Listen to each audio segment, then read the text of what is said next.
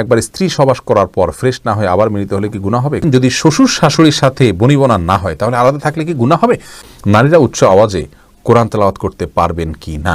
মহিলারা যদি অজু করা অবস্থায় কোনো পুরুষ দেখে ফেলে তাহলে কি অজু থাকবে? স্ত্রী মারা গেলে স্বামী গোসল করাতে পারবে? আর কি কি করণীয় আছে স্বামীর জন্য? মেয়েরা নখে কালো কলব দিতে পারবে কি না? কেমন করে বুঝবো আল্লাহ আমার গুনাহগুলি মাফ করেছেন?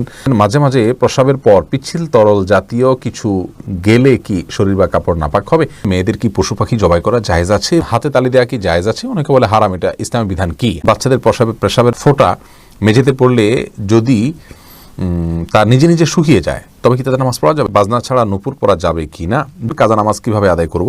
আমি টয়লেটে থাকা অবস্থায় যদি আজান শুরু হয় তখন কি আজান উত্তর দিতে পারি? মোবাইলে কোনো সূরা রিংটোন হিসেবে রাখা যাবে কিনা? কোনো কিছুতে পা লাগলে সালাম করা কি জায়েজ? খাওয়ার সময় ছেলেদের গোপে পানি বা খাবার লাগলে তাকে হারাম হবে? টাক মাথায় চুল লাগানো যাবে কিনা? গীবতের গুনাহ থেকে বাঁচার উপায় কি? নামাজের ছোট সূরা আগে এবং বড় সূরা পরে পড়া যাবে কি না? যাদের অল্প দাড়ি তাদের চাপ দাড়ি উঠানোর জন্য কি ঔষধ ব্যবহার করা যাবে?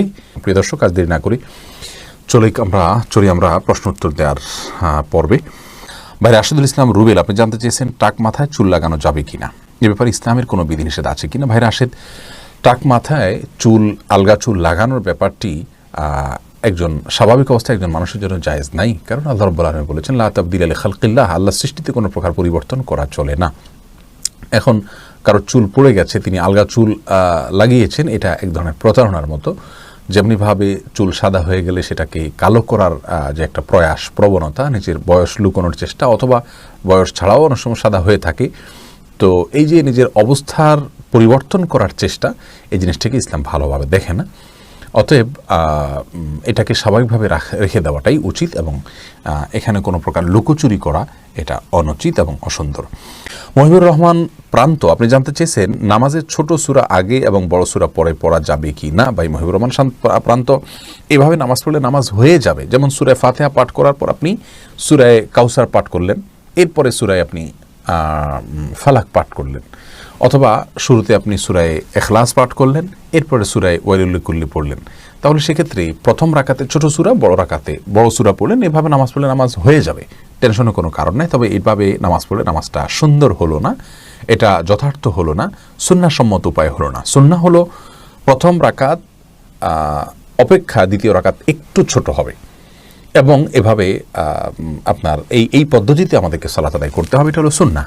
এটার ব্যত্যয় করলে নামাজ হয়ে যাবে, বাট ইচ্ছাকৃতভাবে এরকম ব্যত্যয় করা উচিত নয়। রাসূল করিম সাল্লাল্লাহু আলাইহি ওয়াসাল্লাম বিভিন্ন হাদিস থেকে দ্বারা বর্ণিত হয়েছে যে তিনি সালাতের প্রথম রাকাতের কেরাত যতটুকু দীর্ঘ করতেন, তৃতীয় রাকাতের কেরাতকে তার চাইতে একটু কম দীর্ঘ করতেন। অতএব সেটা মেনে আমাদের সালাত আদায় করতে পারলে ভালো এবং সুন্নাহসম্মত হবে ইনশাআল্লাহ বিইذনিল্লাহ।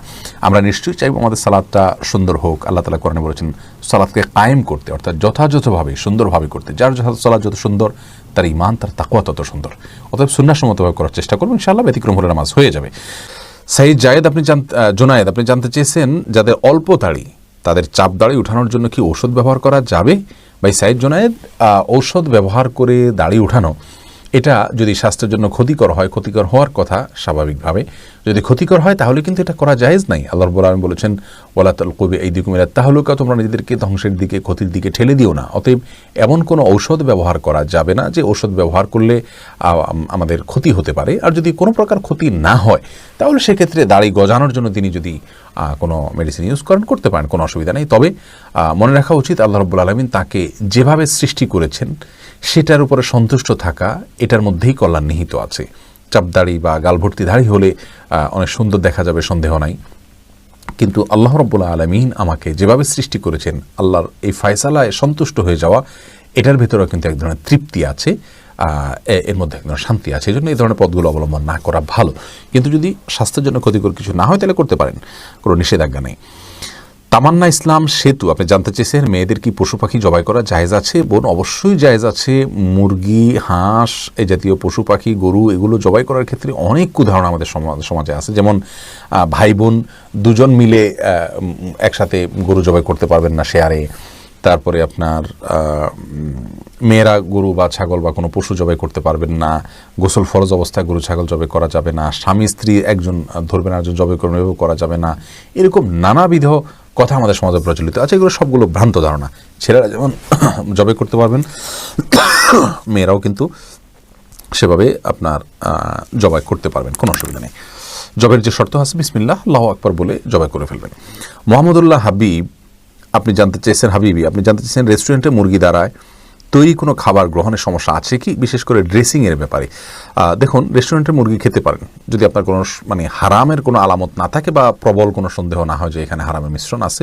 শুধু খুঁতখুঁতে স্বভাবের কারণে এটাকে বর্জন করার হারাম মনে করার কোনো কারণ নেই। আর ড্রেসিংয়ের বিষয়ে ডক্টর খন্দকার আব্দুল্লাহ জাহাঙ্গীর রহমাহুল্লাহর গবেষণা সবচেয়ে আমার কাছে সমৃদ্ধ এবং যুক্তিসঙ্গত মনে হয়। আব্দুল্লাহ জাহাঙ্গীর রহমাহুল্লাহর গবেষণাটির আগে আমরা ভিন্ন যে গবেষণা আছে সেটা বলছি। আমাদের দেশে অনেক ওলামা একরাম মনে করেন যে মুরগির ড্রেসিং করলে সে মুরগি খাওয়া জায়েজ নাই, এবং সেক্ষেত্রে তাদের যুক্তি হলো যে মুরগি জবাই করার পর তার পেটে যদি ড্রেসিং বলতে নাড়িবুড়ি বের করা ছাড়া যদি ড্রেসিং করা হয়, তার পেটে যদি নাড়িবুড়ি থাকে ওই অবস্থায় যদি গরম পানিতে চুবানো হয় চামড়াটা পৃথক করবার জন্য, তাহলে সেক্ষেত্রে আপনার ভেতরের যে নাপাকগুলো আছে, তার মল আছে, নাড়ি ভুঁড়ির ভেতরে ময়লা আছে, সেগুলো গোশতের সাথে মিশে যেতে পারে।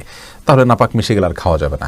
এই জন্য ড্রেসিং এভাবে করা, অর্থাৎ পেটে নাড়ি ভুঁড়ি রেখে পানিতে, গরম পানিতে ড্রেসিং করা ওলামা একরাম নাজায়েজ বলেন। আর আব্দুল্লাহ জাহাঙ্গীর রহমাহুল্লাহ যুক্তি হলো যে আসলে যেহেতু এটা কয়েক সেকেন্ডের ব্যাপার, জাস্ট চুবানো হয় এবং উঠানো হয়, এই কয়েক সেকেন্ডের মধ্যে আপনার ওই নাড়ি বুড়ির যে ময়লা সেটা গোশতের মধ্যে চলে যায় না, পৌঁছে যায় না। এটাই হলো বাস্তবতা। এত অল্প সময়ের ভিতরে এটা পৌঁছে যায় না। কয়েক সেকেন্ডের গরম পানিতে থাকলেই যে এই নাপাকটা ওখানে মিশে যাচ্ছে সে তেমনটি বলা যায় না। বিশেষ করে সে মুরগিতে নাপাকের কোনো গন্ধ, বর্ণ, আলামত কিছুই থাকে না। তাহলে সেক্ষেত্রে এভাবে ড্রেসিং করলে মুরগি খাওয়া যাবে না, এমনটি সঠিক নয়। আর এই মতটাই আমার কাছে বেশি যুক্তিসম্মত মনে হয়। এরপরে ফাহিম আপনি জানতে চেয়েছেন, স্ত্রী মারা গেলে স্বামী গোসল করাতে পারবে আর কি কি করণীয় আছে স্বামীর জন্য? দেখুন, স্ত্রী মারা গেলে স্বামী গোসল দিতে পারবেন কি না, এ বিষয়টি ওলামা একরাম ইমামগণের মধ্যে মত পার্থক্য আছে। ইমাম আবু হানিফা রাহিমাহুল্লাহর মত হলো যে স্ত্রী মারা গেলে স্বামী তাকে গোসল দিতে পারবেন না। তার কারণ হলো তিনি মনে করেন মৃত্যুর সঙ্গে সঙ্গে বৈবাহিক সম্পর্কটা আর থাকে না, ছিন্ন হয়ে যায়, যার কারণে তারা মাহরামের মতো হয়ে যান। এখানে অন্য কোনো মেয়েরা গোসল দিবেন। যদিও অন্য ইমামদের অনেকেরই মত হলো যে না, বৈবাহিক সম্পর্ক মৃত্যুর মাধ্যমে ভেঙে যায় না, বরং বৈবাহিক সম্পর্ক তালাক না দিলে সেটি কিয়ামত পর্যন্ত বরং চিরকালের জন্য, অনন্তসীম কালের জন্য এই সম্পর্কটা হয়ে যায়। যার কারণে তাদের দৃষ্টিকোণ হলো যে স্বামী তার স্ত্রীকে গোসল দিতে পারবেন, স্ত্রী তার স্বামীকে গোসল দিতে পারবেন। তো এক্ষেত্রে যদি ভিন্ন কোনো ভালো মহিলা থাকেন যিনি গোসল দিতে পারেন সেটা ভালো, এবং এক্ষেত্রে কোনো অসুবিধা নেই। এরপরে ভাই এমডি আবদুল্লাহ জানতে চেয়েছেন, নারীরা উচ্চ আওয়াজে কোরআন তেলাওয়াত করতে পারবেন কি না? ভাই আবদুল্লাহ, নারীরা উচ্চ আওয়াজে কোরআন তেলাওয়াত করতে পারবেন, তবে সেটি পরপুরুষের কান পর্যন্ত যেন না পৌঁছে সে ব্যাপারে চেষ্টা করতে হবে। নিজের বাসায় করতে পারেন, নিজের ঠিকানায় করতে পারেন। নিজের ঠিকানায় যদি, বাসায় যদি দেবর থাকেন, অন্য কেউ থাকেন, তাহলে তাদের কান পর্যন্ত যেন আওয়াজটি না যায় সে ব্যাপারে তাকে সচেতন থাকতে হবে। কারণ কোরআন তেলাওয়াতের ক্ষেত্রে কণ্ঠের মধ্যে কোমলতা সৃষ্টি করতে হয়, সৌন্দর্য সৃষ্টি করে তেলাওয়াত করা হলো তেলাওয়াতের আদব। আর সে আদব রক্ষা করতে গিয়ে যেন তিনি কোমল কণ্ঠে, সুন্দর কণ্ঠে পড়তে যাবেন, সেটি পরপুরুষের মনের মধ্যে বাজে চিন্তা আসার কারণ হতে পারে। সেই জায়গা থেকে তিনি জোরে পড়বেন যদি একাকী থাকেন বা কেউ না শুনে।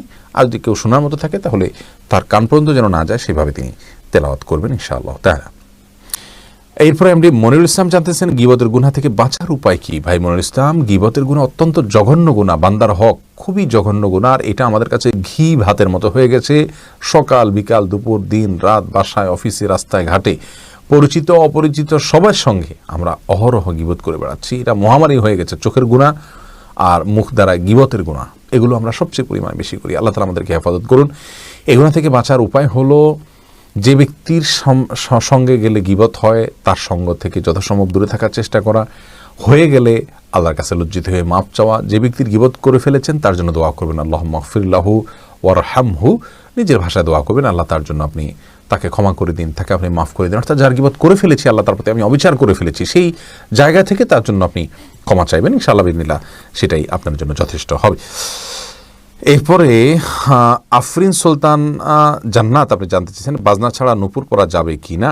জীবন আপনি নূপুর পড়তে পারেন যদি সেটাতে বাজনা না থাকে এবং বাহিরে আপনি যখন পড়ে যাবেন সেটা আপনার পায়ে থাকতে পারে, কোনো অসুবিধা নেই।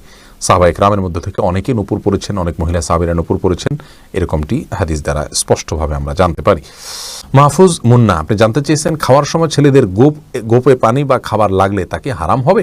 না, এমন কোনো কথা নেই গোপে পানি বা খাবার লাগলে হারাম হয়ে যাবে, এটা জায়েজ নেই। রবিউল ইসলাম জানতে চেয়েছেন কোনো কিছুতে পা লাগলে সালাম করা কি জায়েজ? না ভাই, কোনো কিছুতে পাও লাগলে সেখানে হাত দিয়ে সালাম করতে হবে। হাত দিয়ে যদি সালাম হয় না, পা ছুঁয়ে এটাকে সম্মান করতে কোনো কথা নেই। কিন্তু আমাদের সমাজ যেহেতু পাও লাগাটাকে অসম্মান মনে করা হয়, এটা ওরফ, আর ওরফের একটা এতেবার এবং গ্রহণযোগ্যতা ইসলামী শরিয়াতে আছে, যার কারণে কারোর গায়ে পাও লাগলে সেটা লাথি দেওয়ার সাথে কিছুটা সাদৃশ্যপূর্ণ হওয়ার কারণে আমাদের সমাজ এটাকে দূষণীয় মনে করে। আরবেনরা দূষণীয় মনে করে না, তারা জন্য পাও লাগলেও এটাকে কিছু মনে করে না। তো আমাদের সমাজে যদি দূষণীয় মনে করা হয়, সেহেতু যার কাছে যার গায়ে পাও লেগেছে তাকে যদি আপনি একটু টাচ করে আপনি আসলে পাও লাগাতে চাননি, হাত লাগাতে চেয়েছেন অথবা অশ্রদ্ধা করতে চান, এটা বোঝাতে চান, তাহলে সেটা ঠিক আছে, এটাতে দোষের কিছু নেই। তবে এর মানে এই নয় যে তাকে আপনি সালাম দিবেন। ঘরের দেয়ালে সৌন্দর্য বাড়াতে প্রজাপতির ছবি বা স্টিকার লাগানো যাবে কি না? ঘরের দেয়ালে সৌন্দর্য বর্ধন করার জন্য প্রজাপতির পূর্ণাঙ্গ ছবি, যে পূর্ণ অবয়ব বোঝা যায়, এরকম স্টিকার আপনি লাগাতে পারবেন না, কারণ কোনো প্রাণীর ছবি অঙ্কন করা, মূর্তি তৈরি করা এগুলো নিষিদ্ধ, যার কারণে আপনি পরিপূর্ণভাবে স্পষ্ট বোঝা যায় তার অবয়ব, এরকম কোনো কিছু করা যায় হবে না। আমিনা ইসলাম জানতে চেয়েছেন কিস্তিতে কোনো পণ্য ক্রয় করা যাবে কি না? যাবে, কোনো অসুবিধা নেই। নিশাত তাসনিম জানতে চেয়েছেন ঘরের সৌন্দর্য বাড়াতে যদি পেইন্টিং ব্যবহার করা হয় তবে এটা কি অপচয়ের অন্তর্ভুক্ত হবে? না, অপচয় হবে না। পেইন্টিং ব্যবহার করাতে কোনো অসুবিধা নেই। আল্লাহ রাব্বুল আলামিন এটা আমাদের যাদেরকে সামর্থ্য দিয়েছেন তারা সৌন্দর্যের জন্য এটা করতে পারেন। একজন সাহাবী সুন্দর পোশাক, একটু ভালো পোশাক পরিধান করার ব্যাপারে নবী সাল্লাল্লাহু আলাইহি ওয়াসাল্লাম জানতে চেয়েছেন এটা অহংকার হবে কিনা, তখন তিনি বলেছেন ইন্নাল্লাহ জামিল ইউহিব্বুল জামাল, নিশ্চয়ই আল্লাহ তাআলা সুন্দর, তিনি সৌন্দর্যকে পছন্দ করেন, অতএব এটা সৌন্দর্যের অংশ হবে ইনশাআল্লাহ বিদিনিল্লাহ। তবে অতিরিক্ত এত বেশি যেন না হয় যেটা অপচয়ের শামিল হয়ে যায়। শারমিন সোনালী, আপনি জানতে চেয়েছেন যদি শ্বশুর শাশুড়ির সাথে বনিবনা না হয় তাহলে আলাদা থাকলে কি গুনাহ হবে? আলাদা থাকলে গুনাহ হবে না, ওনাদের হক যদি মোটামুটি আদায় করা হয়, তাদের যেটুকু প্রয়োজন, আলাদা থাকলে যে গুনাহ হবে এমন কোনো কথা নেই। নাহিদ আলম জানতেছেন উলঙ্গ ছবিতে ভুলে দৃষ্টি পড়ে গেলে কি গুনাহ হবে? ভুলে দৃষ্টি পড়ে গেলে গুনাহ হবে না, কিন্তু যখনই স্মরণ হবে তখনই সাথে সাথে ফিরে আনতে হবে। আল্লাহ তাআলার ভয়, আল্লাহ তাআলা আমাদেরকে সেই ভয় এবং তাকওয়া নসিব করুন। এমডি বাপ্পি জানতে চেয়েছেন আমি টয়লেটে থাকা অবস্থায় যদি আজান শুরু হয় তখন কি আজান উত্তর দিতে পারি? না ভাই, আপনি অপেক্ষা করবেন, বের হয়ে আজান উত্তর দিয়ে দিবেন। রুহুল আমিন জানতে চেয়েছেন দক্ষিণ দিকে মুখ করে বাড়ি বানানোর ক্ষেত্রে ইসলামের কোনো নিষেধাজ্ঞা আছে কিনা? না, কোনো নিষেধাজ্ঞা নেই। আপনার বাড়ি কোন দিকে মুখ করে বানাবে সেটা সম্পূর্ণ আপনার ইচ্ছার উপর নির্ভর করবে। দক্ষিণ মুখ করলে বাতাস বেশি আসবে, করতে পারেন, বা অন্য কোনো মুখ করে করতে পারেন, কোনো অসুবিধা নেই, কোনো বিধিনিষেধ নেই। এমদাদুল হক জানতে চেয়েছেন মোবাইলে কোনো সূরা রিংটোন হিসেবে রাখা যাবে কিনা? না, কোনো সূরাকে রিংটোন হিসেবে রাখা যাবে না, কারণ এতে কোরআনের প্রতি অসম্মান হয়। এদিক থেকে অসম্মান হয় যে কোরআন আপনার রিংটোনের কাজে ইউজ হওয়ার জন্য নাজিল হয়নি। এটা কোরআনের আয়াতকে দিয়ে যদি আপনি ঠোঙা বানান, সেখানে মুড়ি রাখেন, এটা যেরকম অপমান, রিংটোন হিসাবে কোরআনের আয়াতকে সেট করলে এরকম অপমান, কোরআনকে অজায়গায় ব্যবহার করা হয়। আর দ্বিতীয়ত হলো এটা যে কোনো জায়গায় বেজে উঠবে, টয়লেটে বেজে উঠতে পারে, সেক্ষেত্রে অসম্মান হবে আল্লাহর কালামের। আবার অপূর্ণাঙ্গ অংশে আপনি তেলাওয়াতের এমন কোনো পর্যায়ে আপনি কল রিসিভ করতে পারেন যেখানে অপূর্ণাঙ্গ কথা থেকে যাবে, সেটাও কোরআনের অপব্যবহার। সব মিলিয়ে এটাকে রিংটোন হিসেবে ব্যবহার করা যাবে না। আফরিন মোল্লা, আপনি জানতে চেয়েছেন কাজা নামাজ কিভাবে আদায় করব? দেখুন, কাজা নামাজ আদায় করার পদ্ধতি হলো যখন আপনি অনেকগুলো সালাত ছুটে যাবে তখন ধারাবাহিকভাবে পড়ে যাবেন, যতটুকু সম্ভব শুধু ফরজগুলো আদায় করে যাবেন, সুন্নাত আদায় না করলেও চলবে, এগুলো পড়ে ফেলবেন আস্তে আস্তে। আব্দুল হামিদ রিপন জানতে চেয়েছেন একবার স্ত্রী সহবাস করার পর ফ্রেশ না হয়ে আবার মিলিত হলে কি গুনাহ হবে? কোনো গুনাহ হবে না, তবে মাঝে যদি অজু করে নেওয়া যায় তাহলে সেটা সুন্নাত আদায় হবে, আর না করলেও গুনাহ হবে না। শাহিদা খাতুন জানতে চেয়েছেন কেমন করে বুঝবো আল্লাহ আমার গুনাহগুলি মাফ করেছেন? এটাকে নিশ্চিতভাবে বোঝার কোনো উপায় নেই বোন শাহিদা, তবে আল্লাহ রাব্বুল আলামিন আপনার গুনাহ মাফ করেছেন তার আলামত হিসাবে আপনি গুনাহ থেকে বেঁচে থাকার সুযোগ পাচ্ছেন, তওবার তৌফিক পাচ্ছেন, এবং ভালো কাজ করার তৌফিক পাচ্ছেন। এগুলোকে আপনি আলামত হিসাবে ধারণা করতে পারেন, কাউন্ট করতে পারেন, তবে নিশ্চিতভাবে বলার কোনো সুযোগ নেই। এই জন্যই তো আল্লাহ রাব্বুল আলামিনের কাছে তওবা আমরা মৃত্যু পর্যন্ত করে যাব, মাগফিরাত আমরা মৃত্যু পর্যন্ত চেয়ে যাবো ইনশাআল্লাহ বিদিনিল্লাহ। মামুন চৌধুরী জানতে চেয়েছেন বাচ্চাদের পেশাবের ফোঁটা মেঝেতে পড়লে যদি তার নিজে নিজে শুকিয়ে যায় তবে কি তাদের নামাজ পড়া যাবে? যদি নিজে নিজে শুকিয়ে যায় এবং কোনো আলামত না থাকে তাহলে সেখানে নামাজ পড়া যাবে। আব্দুল মমিন জানতে চেয়েছেন মহিলারা যদি অজু করা অবস্থায় কোনো পুরুষ দেখে ফেলে তাহলে কি অজু থাকবে? দেখুন ভাই আব্দুল মমিন, অজু করা অবস্থায় কোনো পুরুষ দেখলে অজু ভাঙবে এমন নয়, তবে সেটা যদি ইচ্ছাকৃত দেখেন তাহলে গুনাহ হবে, আর অনিচ্ছাকৃত হলে গুনাহও হবে না, কিন্তু এই দেখার সাথে অজু ভাঙার কোনো সম্পর্ক না, অজু থাকবে ইনশাআল্লাহ। এমডি নাসির উদ্দিন জানতে চেয়েছেন, মাঝে মাঝে প্রস্রাবের পর পিচ্ছিল তরল জাতীয় কিছু গেলে কি শরীর বা কাপড় নাপাক হবে? যদি শরীরে লাগে তাহলে সে অংশটা ধুয়ে ফেলবেন, কাপড় লাগলে সে অংশটা ধুয়ে ফেলবেন, বাস তাহলেই চলবে। নাপাক হবে যেটুকু লাগবে সেটুকু জায়গা। জহিরুদ্দিন মোহাম্মদ বাবর জানতে চেয়েছেন, হাতে তালি দেওয়া কি জায়েজ আছে? অনেকে বলে হারাম, এটা ইসলামের বিধান কি? হাতে তালি দেওয়া এটাকে হারাম বলার সরাসরি কোনো সুযোগ নেই, তবে